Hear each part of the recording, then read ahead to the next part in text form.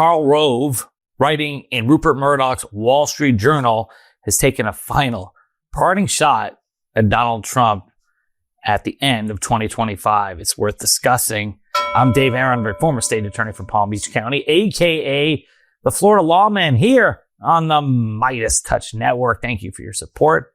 Hit the subscribe button if you haven't done so already. Also, check me out at Substack at Dave Aronberg. And now let's talk about Karl Rove, how the Republican Party has changed. I remember when Karl Rove, who was the chief strategist for George W. Bush, who Bush called Turd Blossom.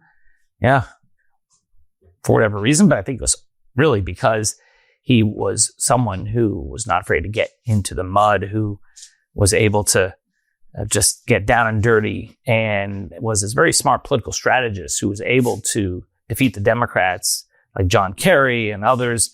And it was frustrating because it just didn't seem like George W. Bush should ever deserve re-election. And now we're dealing with Donald Trump and Karl Rove, who knows a bit about winning elections and knows a bit about the Republican Party, is calling out Trump, saying Trump is making so many missteps that it's endangering the Republican Party. He has taken shots at Trump, metaphorically speaking, in the pages of the Rupert Murdoch Wall Street Journal in the past.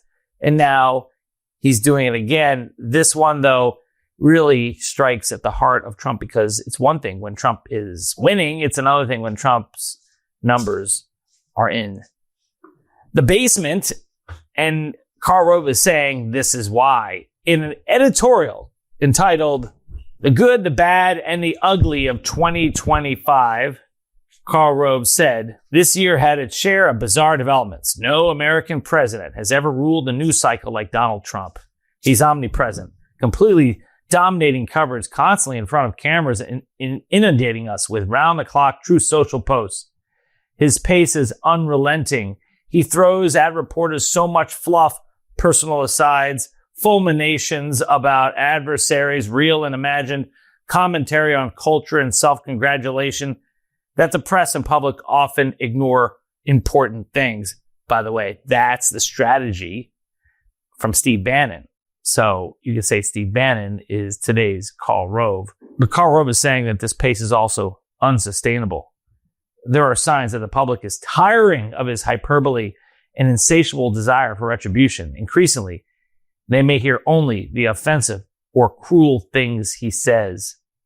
Has the president convinced himself that he doesn't need to sell his policies and actions?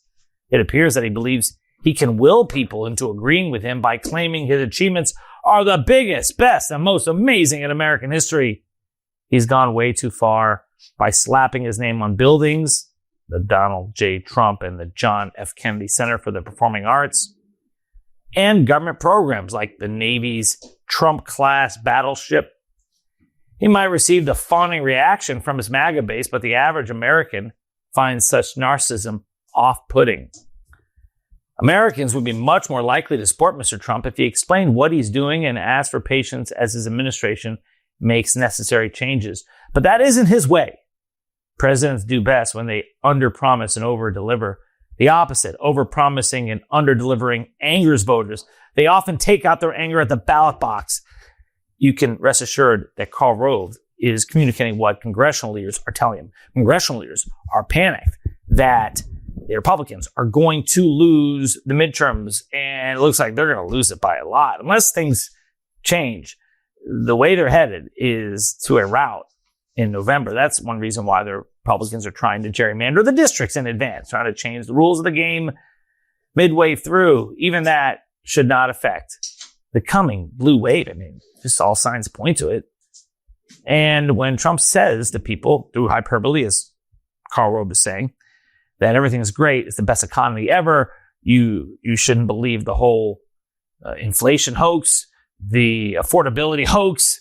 Well, that's one area where people can see with their own eyes. It's like, who are you going to believe, me or your lying eyes? People know how much things cost. People know when they go to the grocery store how much food costs.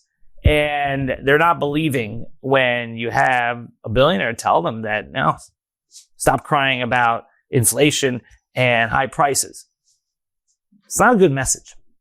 And he recognizes the real problems within the Republican Party.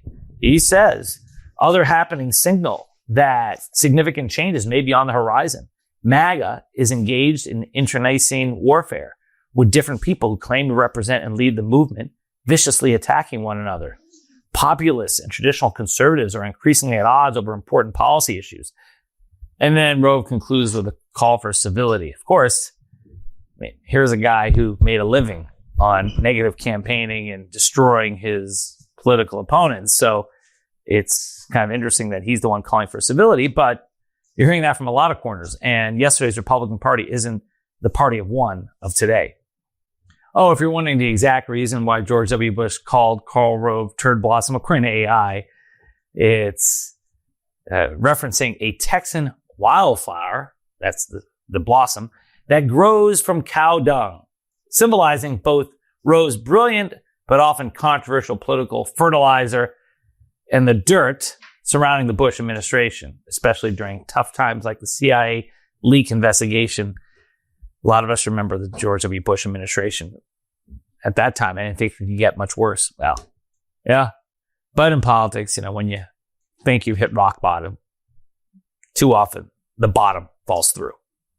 I expect that in 2026, Karl Rove will continue to be a voice against Donald Trump. And we saw it with Dick Cheney before he passed away. We've seen it with Dick Cheney's daughter, Liz Cheney. You haven't seen it with George W. Bush. That's something to keep an eye on. Doesn't seem like he has any interest in stepping out. That's a shame. But on the other hand, how many Republicans still follow George W. Bush anymore? There's one leader of the Republican Party, and it's the guy with the approval ratings in the low 30%. That's the latest. I'm Dave Aronberg, a.k.a.